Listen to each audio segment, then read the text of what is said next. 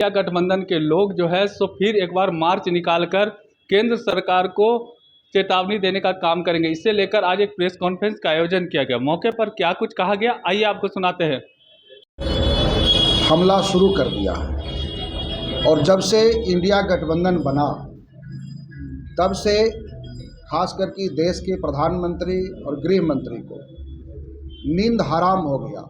रात में भी जब वो सपना देखते हैं तो इंडिया इंडिया इंडिया इंडिया नज़र आता है और इसीलिए इंडिया के जो घटक दल हैं उन घटक दलों को लगातार उनको निशाना बनाया जा रहा है। उनके जो एजेंसी है ईडी, सीबीआई, उससे उसको डराने धमकाने की कोशिश हो रही है।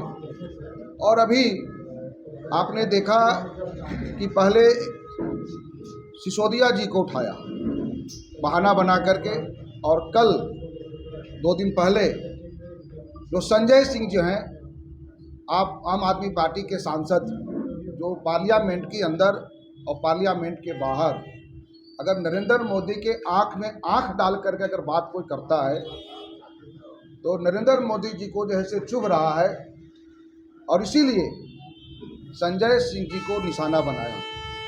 ऐसे कई विपक्ष के नेता हमारे झारखंड के अंदर, जो झारखंड सरकार हेमंत सोरेन जी हैं, उनको लगातार ईडी के द्वारा जो है से परेशान किया जा रहा है। कई लोग और निशाने पर हैं।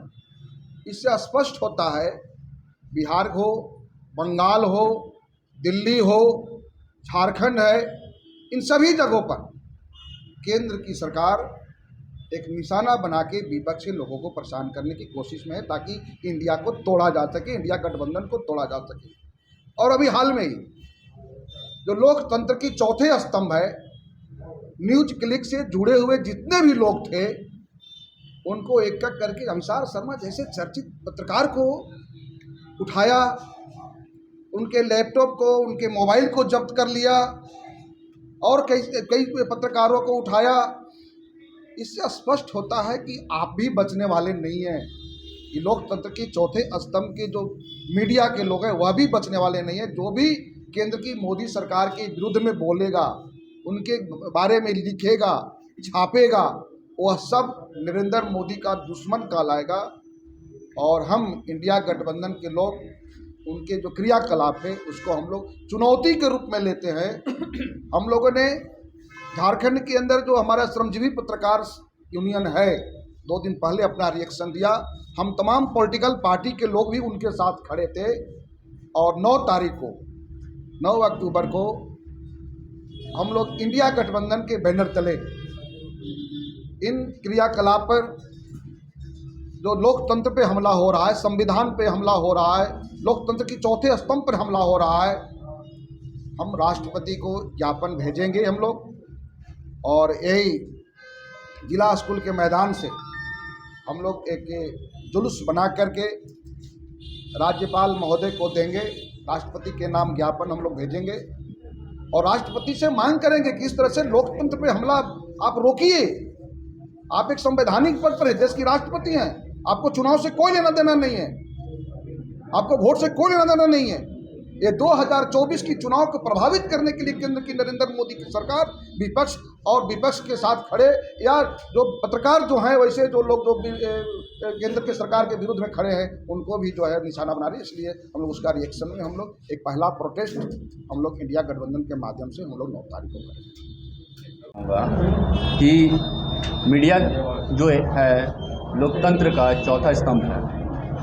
इस चौथे स्तंभ पे किस तरह से प्रहार किया गया, थोड़ा उसको समझने की ज़रूरत है। चाहे वो अभिसार शर्मा हो, चाहे वो भाषा सिंह हो, चाहे वो अग्निवेश हो। आप अगर एक एग्जाम्पल के तौर पे लीजिएगा अभिसार शर्मा जी को, तो अभिसार शर्मा जी एक गेस्ट पत्रकार के रूप में ही आप न्यूज़ क्लिक में थे, लेकिन यहाँ जो सेंटर था उस सेंटर का नाम है चांग चुंग लिंग। वो चांग चुंग लिंग जो है सिंगापुर से लेकर चाइना तक उनकी भूमिका क्या है और अडानी बंधु जो हैं उनके साथ उनका संबंध क्या है, ये पत्रकार बंधुओं को अच्छी तरह से मालूम। लेकिन जो इस चीज़ का विरोध किए, इस चीज़ का सवाल उठाएं, क्योंकि पत्रकार वो होते हैं जो सत्ता में बैठे हुए जितने भी लोग होते हैं उनसे सवाल पूछना उनका धर्म होता है, चाहे वो सत्ता में विपक्ष का कोई व्यक्ति जाके सत्ता में कल होकर बैठे या आज जो बैठे हुए उनसे, ये उनका धर्म है कि वो उनसे सवाल पूछेंगे। लेकिन ऐसा क्या बात है कि सत्ता पे बैठे हुए व्यक्ति से सवाल पूछने पर उन्हें ईडी भेज दिया गया, सीबीआई भेज दिया जा रहा है, आईटी भेज दिया जा रहा है और उन्हें प्रताड़ित किया जा रहा है। मानसिक रूप से प्रताड़ना भी बहुत बड़ी चीज़ होती है मानवाधिकार के अंतर्गत। आपके ऊपर अगर आप रिपोर्टिंग कर रहे हैं, आप सच्चाई को दिखा रहे हैं, तो आप ये भी दिखाइए कि चांग चुंग लिंग के साथ क्या संबंध है, सिंगापुर से क्या कनेक्शन है, चाइना से क्या कनेक्शन है, इस चीज़ों को भी समझिए।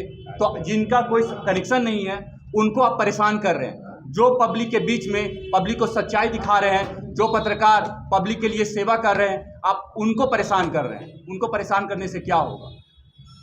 पत्रकार सच्चे हैं और पत्रकार सच्चाई की ओर साथ में है। दूसरा मुद्दा है कि विपक्ष के जितने भी नेता हैं, चाहे आम आदमी पार्टी के सत्येंद्र जैन हुए, मनीष सिसोदिया जी हुए, हमारे संजय सिंह जी हैं, मानिए जितने लोग भी हैं, उनके साथ जो व्यवहार हो रहा है आप लोग से किसी से छुपा हुआ नहीं है। कल जो सुप्रीम कोर्ट में हुआ है, सुप्रीम कोर्ट बाकायदा ये बोल रही है आपने 200 प्लस आपने छापे मारे, आपके पास किसी भी तरह का सबूत नहीं है, आप मनगढ़ंत कहानी बना के आप यहाँ पर 200 दिन से अधिक दिनों तक इनको आप बंद किए हुए हैं। आप अगले डेट पे आइए, कुछ सबूत लेके आइए। आपको बिलीव नहीं होगा, ईडी के पास कुछ नहीं था बोलने को। उसी तरह संजय सिंह जी के पास कुछ नहीं है, लेकिन उन्हें बस इसलिए परेशान किया जा रहा है क्योंकि संसद से लेकर सड़क तक उन्होंने जिस मुखर होकर विपक्ष में रहते हुए भी आम मुद्दे पर सरकार को घेरा है, उसके लिए पहले उन्हें राज्यसभा से उन्हें निष्कासित किया गया, राज्यसभा से उन्हें सस्पेंड किया गया। उसके बाद जब वहाँ से उनका पेट नहीं भरा तो अब उनके पारिवारिक लोगों को मानसिक प्रताड़ना करने के लिए उन्हें जेल भेजा गया।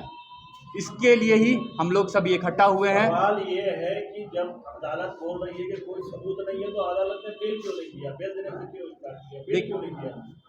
एक प्रक्रिया होती है अदालत की भी।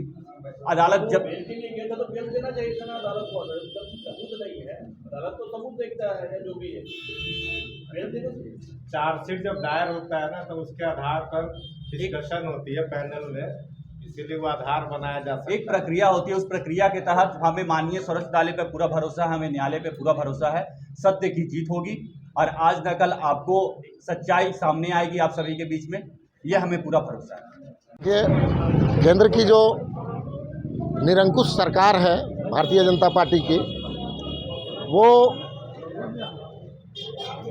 देश को अघोषित कर्फ्यू की तरफ ले जा रही है। यहाँ पर देश में आपातकाल की स्थिति पैदा कर दिया है। यहाँ पर उनको जो आईना दिखाना चाहते हैं, जो सच को जनता के बीच में ले जाना चाहते हैं, उनको ये प्रताड़ित करने का काम कर रही हैं। चाहे राज्य स्तर के नेता हो या राष्ट्र स्तर के नेता हो, उनको प्रताड़ित करके जेल भेजने का काम कर रहे हैं। आप देख रहे हैं कि किस तरीके से मनीष सिसोदिया को अंदर किया गया। उसके बाद संजय सिंह जो संसद से सदन से लेकर के सड़क तक मुखर होकर के इनके गलत तथ्यों को जनता के बीच में रखने का काम करते थे, उनको भी गिरफ्तार कर लिया गया। और झारखंड के माननीय मुख्यमंत्री श्री हेमंत सोरेन को भी लगातार सम्मन पर सम्मन जारी किया जा रहा है और उन्हें डराने धमकाने की कोशिश किया जा रहा है। तो इस तरह और दूसरी तरफ पत्रकार बंधु जो केंद्र सरकार को आईना दिखाने की कोशिश कर रहे हैं, जैसे न्यूज़ क्लिक के लोग, पत्रकार साथी, जिनको हाल के दिनों में प्रताड़ित किया गया, जेल भेजने का काम किया गया, तो इसी के प्रतिकार के स्वरूप हम लोग 9 तारीख को 9 अक्टूबर को जिला स्कूल रांची के प्रांगण से दिन के 2 बजे जुलूस प्रदर्शन के शक्ल में निकलेंगे और महामहिम राज्यपाल को, महामहिम राष्ट्रपति के नाम से ज्ञापन सौंपेंगे कि इस तरह के केंद्र सरकार की कुकृतियों पर रोक लगाया जाए और इस पर बंदिश किया जाए। देखिए, देश तो आपातकाल से गुजर रहा है। कल का जो प्रदर्शन था, आप देखे होंगे कि भाजपा अपने जो आधिकारिक ट्विटर हैंडल से राहुल गांधी जी को रावण के अवतार के रूप में प्रदर्शित करने का एक ग्राफिक्स जारी की थी। अब एक बात आप ही बताइए कि भाजपा तय करेगी देश में कौन रावण का रोल अदा कर रहा है, कौन देश में राम है। ये भाजपा से अब हम लोगों को सर्टिफिकेट देश की जनता को नहीं चाहिए। तो ये तो कल की प्रदर्शन की बात थी। अब हम वर्तमान में पिछले दिनों आप देखे होंगे देश में जितने भी विपक्ष के राजनीतिक दल हैं वो लगातार आवाज़ उठा रहे हैं, और जो भी आवाज़ उठा रहे हैं आप एक एक को देख लीजिए। संजय सिंह जी जो आम आदमी पार्टी के नेता को क्या स्थिति की गई है, आप पश्चिम बंगाल में देख लीजिए, झारखंड में देख लीजिए, दिल्ली में देख लीजिए। और सबसे दुख तो तब होता है कि जब लोकतंत्र के चौथे स्तंभ, जिसको हम लोग बहुत ही एक माने आदर्श के रूप में देखते हैं, उसको आज उस पर हमला हो रहा है। न्यूज़ क्लिक के पत्रकारों के बाकायदा कार्यालय पे छापा पड़ गया, उनके लैपटॉप, उनके मोबाइल को जब्त किया गया। ये निंदनीय है और लोकतंत्र के लिए यह शुभ संकेत भी नहीं है। इसी को लेकर इंडिया गठबंधन के तमाम दल हम सब मिलकर राजभवन तक मार्च करने वाले हैं सोमवार को 2 बजे से, और हम आग्रह करेंगे राज्य की जनता से भी कि अब मोदी सरकार के ये जो तमाम हथकंडे हैं इसके खिलाफ वो लोग एकजुट हों। आपके चैनल के दर्शकों के माध्यम से हम लोग यही अपील करते हैं।